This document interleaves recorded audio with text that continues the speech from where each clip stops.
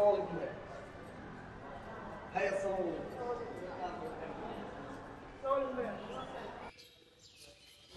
আলাইকুম ভাই। ক্যাম্পাসে কি করতেছিলি? ভাই প্রচুর মুরগি আইছে ভাই, পাহারা দিতেছিলাম। ওই যে দেখেন ভাই, আরেকটা মুরগি আইতেছে। খুব ট্যালেন্ট বলো নাকি ভাই, ভীষণ ট্যালেন্ট। শোন, রাজু ভাই বলছে এই ক্যাম্পাসে রাজু ভাইয়ের চেয়ে বেশি ট্যালেন্ট থাকা যাবে না। হ ভাই, এগুলার হাতে আনতে হইব। হে বেটা এই, এদিকে আয়। সবাই দেখলে সালাম দিতে হয়, ভুলে গেছোস না? বেয়াদবি শিখছোস না? দে ভাইরে সালাম দে। আপনার উপর শান্তি বর্ষিত হোক ভাই। আসসালামু আলাইকুম। হে বেটা এই, তুই কি ভাইয়ের লগে মস্কারি করতেছোস? থাক বকিস না, নতুন আইছে, বাড়িটা বুঝতে পারে নাই। শোন, তুই আমার ছোট ভাই, ওই যে আপদের দেখতেছিস, ওদেরকে কি একটা কবিতা শোনা। ভাই কোন কবিতা? তুই বল না। না ভাই আপনি বলুন। বড় ভাই বলছি না তোকে, তুই বল। না ভাই আপনি বলুন। আচ্ছা ঠিক আছে, আমি বলতেছি। ভয় পেও না, ভয় পেও না। আসলে আমি ভয় পাচ্ছি, আমার অ্যাসাইনমেন্ট আছে, আমাকে যেতে হবে। কিরে মস্কারি করস তুই? ভাইরে চিনস তুই? কি মনে করস? ওই তুই কি মনে করছিস আমরা কম মেধাবী? মেধার দিক থেকে তোর বাপ। এই বলতো তুই, তোর এমিল লাইফ কি? এই যে ভাই আর্কিটেক্ট হবো। ভাই আমার কাজ আছে, আমি গেলাম। দেখে নিবো কিন্তু তোরে পারে, মনে রাখবো, দেখে নিবো তোরে।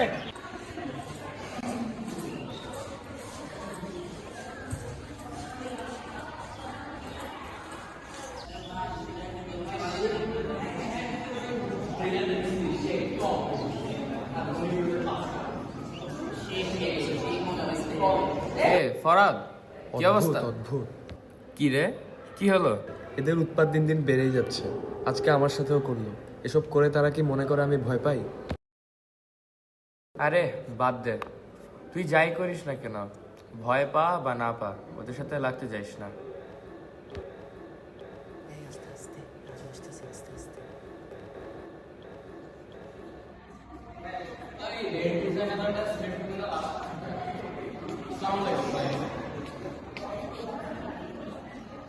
সালাম মনে কম শুনলাম।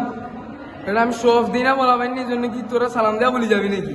ভাইয়া সালাম দিয়েছিলাম, আমার গলাটা শুকনা তো, এই জন্য হয়তো শোনেন নাই। কিরে তুই ফরহাদ না? তুই তো বেটা বহুত ট্যালেন্ট বলা। আমি আমার পোলাবাইনদের বলে দিছি তোরে আর ডিস্টার্ব করবে না, বুঝছস? ভাইয়ের জন্য একটা সুন্দর কাজ আছে। ভাই কয়দিন পরে একটা ভাষণ দিমু, তুই একটা সুন্দর মাধুর্য সংগ্রামী ভাষায় ভাষণ লিখবি। তুই তো বেটা এখন আমার দলের সদস্য বেটা। ভাই আমার পড়ালেখার যথেষ্ট চাপ আছে, আর আমি এমন কোনো কাজ করতে পারবো না। পারবি না? পারবি না মানে কি? ভাই নতুন ছাত্র, মাফ করে দেন। চপ, তোর কথা বলতে বলছি। আজকে রাতে তুই এটা জবাব পাবি। আজকে রাতে তোরে আমি দেখে নিবি।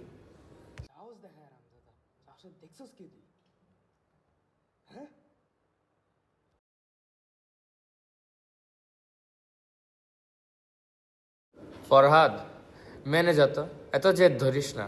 লিখাই বা কি লাগবে, 2-4টা লাইনই তো, এখন তো গুগলও আছে, নাহলে চ্যাট জিপিটি মার। ফরহাদ দেখ ভাই, এত জেদ করতে হয় না ফরহাদ। আসতে পারি স্যার? আসেন। হ্যাঁ বলো, কি সমস্যা? স্যার আমাদের একটা কমপ্লেন ছিল রাজুর ব্যাপারে।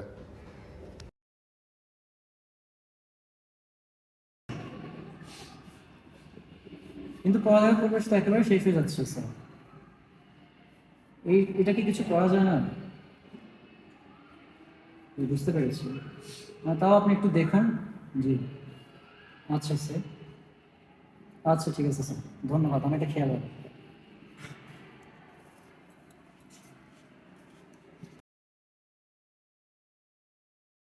আমি বিষয়টি ঊর্ধ্বতন কর্তৃপক্ষকে জানিয়েছি, কিন্তু তোমরা সাবধানে থাকবে, কেমন? এখন যেতে পারো। আসসালামু ঠিক আলাইকুম। আছে। ওয়ালাইকুম আসসালাম।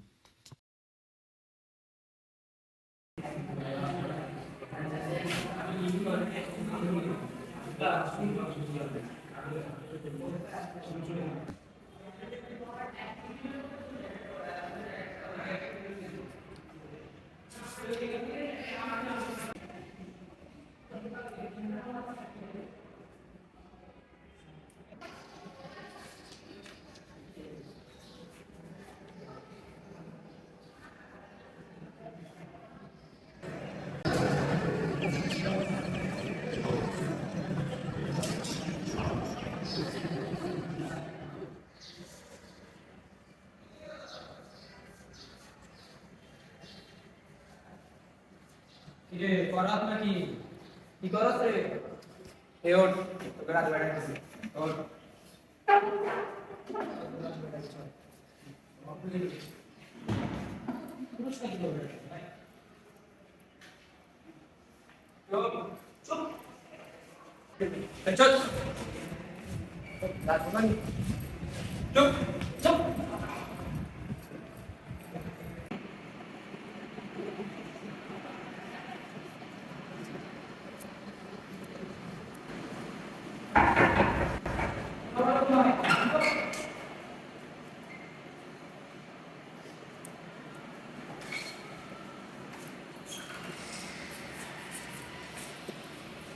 বাইরে হয়েছে কেমন রে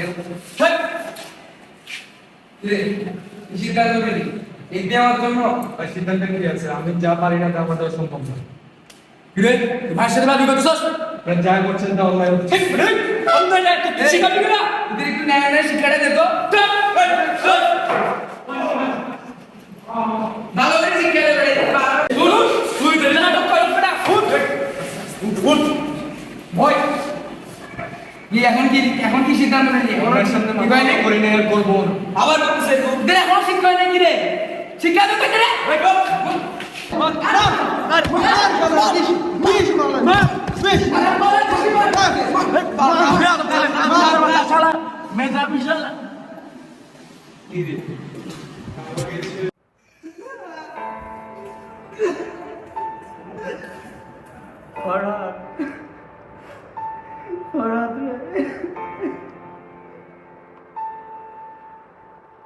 একটি শিক্ষা প্রতিষ্ঠান কেমন হওয়া উচিত? জ্ঞান অর্জনের স্থান নাকি ভয় নির্যাতনের আস্থাবল?